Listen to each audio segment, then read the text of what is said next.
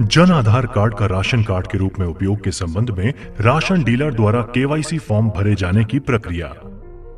माननीय मुख्यमंत्री महोदय द्वारा वर्ष 2020-21 के बजट भाषण में आम जन को लक्षित सार्वजनिक वितरण प्रणाली के समस्त लाभ जन आधार कार्ड के माध्यम से उपलब्ध कराए जाने की घोषणा की गई है। इस घोषणा की अनुपालना हेतु एनएफएसए राशन कार्ड और जन आधार कार्ड के सदस्यों की मैपिंग का कार्य राशन डीलर द्वारा किया जाना है। इस हेतु राशन डीलर वार चिन्हित एनएफएसए राशन कार्ड धारी परिवारों के जिन सदस्यों की जन आधार कार्ड से मैपिंग नहीं है, उनकी मैपिंग की जानी है और जिनका जन आधार नामांकन नहीं है, उनका जन आधार नामांकन करवाया जाना है। प्रथम चरण में 1 जुलाई 2021 से 31 जुलाई 2021 तक ये कार्य राज्य के सभी जिलों के चिन्हित 95 क्षेत्रों में किया जाना है।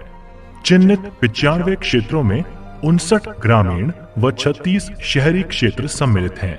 ऐसे परिवारों जिनके राशन कार्ड और जन आधार कार्ड के सदस्यों की मैपिंग की जानी है, उनको राज्य स्तर से रजिस्टर्ड मोबाइल पर ऐसा संदेश भेजा जा रहा है।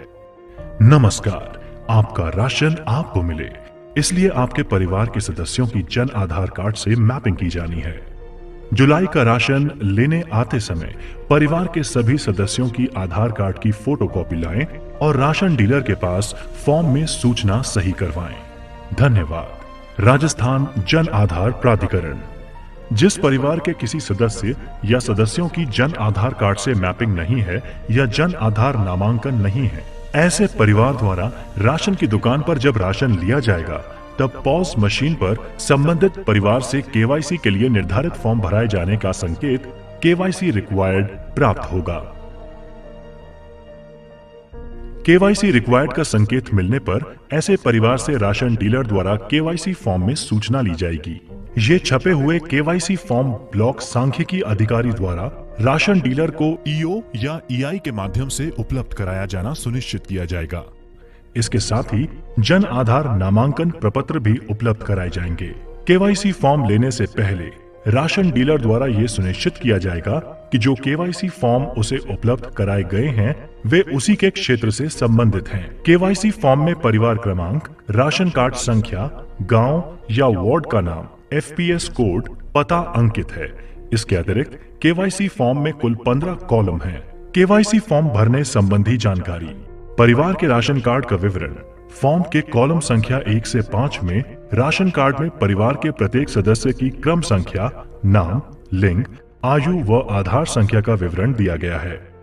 परिवार के जन आधार कार्ड का विवरण। फॉर्म के कॉलम संख्या 6 से 10 में जन आधार कार्ड में परिवार के प्रत्येक सदस्य की क्रम संख्या, जन आधार नामांकन संख्या, नाम, लिंग व आयु का विवरण दिया गया है।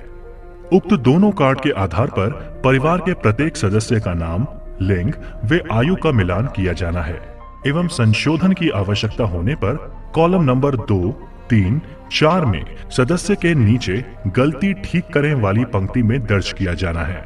कॉलम नंबर 5 में राशन कार्ड में सदस्य के सम्मुख दर्ज आधार संख्या को दर्शाया गया है। इस कॉलम के नीचे गलती ठीक करें वाली पंक्ति में सदस्य के सम्मुख आधार संख्या संबंधी फोटोकॉपी से तथ्यों का मिलान कर आधार संख्या को आवश्यक रूप से अंकित किया जाना है। कॉलम नंबर 11 में राशन परिवार के सदस्य की क्रम संख्या का जन आधार परिवार में उसी सदस्य की क्रम संख्या से मैच किया जाना है। यदि सदस्य की क्रम संख्या मैच नहीं है तो कॉलम नंबर 11 के नीचे गलती ठीक करें वाली पंक्ति में कॉलम नंबर 6 में से देखकर सदस्य की सही क्रम संख्या लिखी जानी है।